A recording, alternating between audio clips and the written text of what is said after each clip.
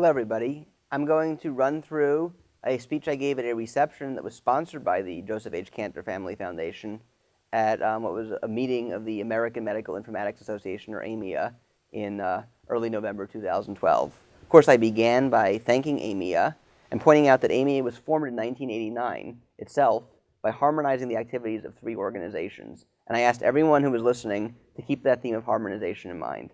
Again, my name is Josh Rubin. I'm the executive director of the Joseph H. Cantor Family Foundation, or KFF. KFF itself was formed to try to mobilize multiple and diverse stakeholders to realize a learning health system for our nation. And I'll talk a little more about what a learning health system is in a bit. It was founded by my boss, Joe Cantor, a self-made entrepreneur who turned 89 recently.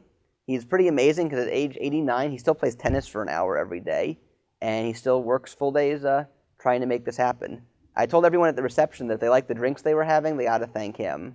But if they liked the handouts, they should thank me. And the reason they should thank me for the handouts is I printed them at my own expense because I live in the Washington, D.C. area. At the time we were sponsoring this, it was just after Hurricane Sandy had unfortunately hit the Northeast and done a good deal of damage. And our thoughts and prayers should still be with anyone whose lives are still being affected by that natural disaster.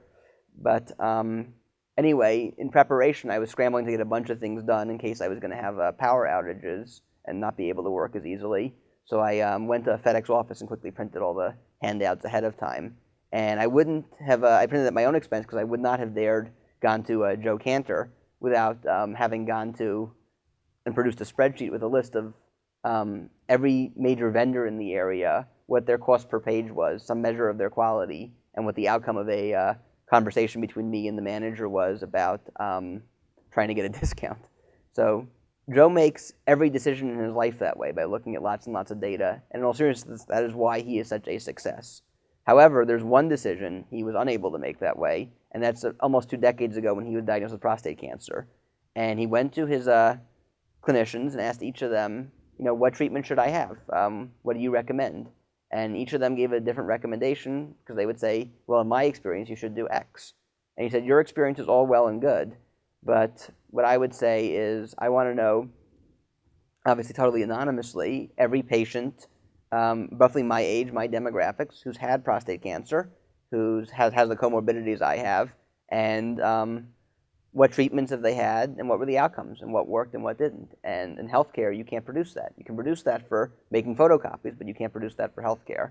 And so that gave him a vision for a major way to transform healthcare in a system that would capture your health information electronically just as a byproduct of living your life, and use the anonymously shared information of millions of people to learn and to eventually enable researchers to know what works best. So that vision grew into what today the Institute of Medicine and others refer to as the learning health system, and realizing that vision is KFF's mission. And it's to create a system that will, in fact, serve the learning needs of all kinds of stakeholders. At the time that I spoke, my partner in crime named Chuck Freeman had explained more to the audience what a learning health system is, but I'll just go on to say that it's a system that really basically, this is in part an Institute of Medicine definition, it's a system that enables continuous and ongoing learning and knowledge generation as a byproduct of care delivery. And basically we'll have a series of feedback loops and things to keep this information going back to inform better decisions and to improve health. If you want to know why it's important, I think the key reason in my mind is if I talk to you all for another 5 minutes or so, 6 people are going to die of heart disease in America. 5 are going to die of cancer. Another 1's going to die just of a preventable medical mistake in a hospital. On top of that, take one disease, 2 women are going to get diagnosed with breast cancer, and probably one of them, possibly even both, are going to be given treatments that just don't work for them.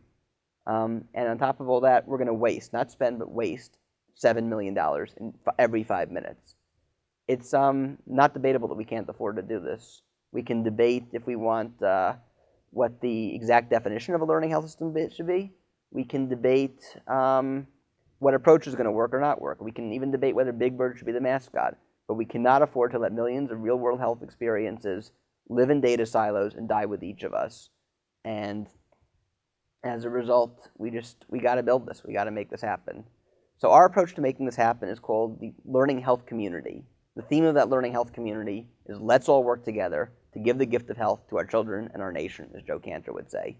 We view this as a harmonization challenge and not a reinventing the wheel problem to be solved. A little bit of a backstory, I'll just say that I really feel privileged to be playing even a small bit part in what feels like a movement to make this happen. I think one way you know something's a movement is when lots of people from different backgrounds start giving their time and efforts voluntarily. One of those people is a man I mentioned earlier, Chuck Friedman. He used to be the Deputy National Coordinator, Deputy Director, and the Chief Scientific Officer at the Office of the National Coordinator for Health Information Technology, which is the federal agency in the Department of Health and Human Services that's really in charge of making all this happen. When he left there to go take a position leading a health informatics program at the University of Michigan, I saw him as a visionary in this field, and I called him right away. We had a great conversation, and as a result, he volunteered to give a lot of his time to helping to move this idea forward. And anyway, we had a few major insights out of that conversation. One of them is that the major federal efforts in this area, which have come to be referred to as meaningful use, is an awesome foundation upon which to build all of this. And it's just that it's foundational. It's not everything in itself, but it's an amazing foundation. And in fact, in the Federal Health IT Strategic Plan that goes from 2011 to 2015, the fifth and final sort of stage of it is achieving rapid learning as a result of all this. Another very important point is that there are numerous what we call islands of excellence, which are these mini learning systems in and of themselves, and they're springing up in various places across the country. They're doing great, but they're happening in isolation, and what they're not doing is harmonizing with each other and working together. And that's our job, is to figure out how we can federate them and harmonize them before they keep growing further apart. How to go about doing that? An actual insight comes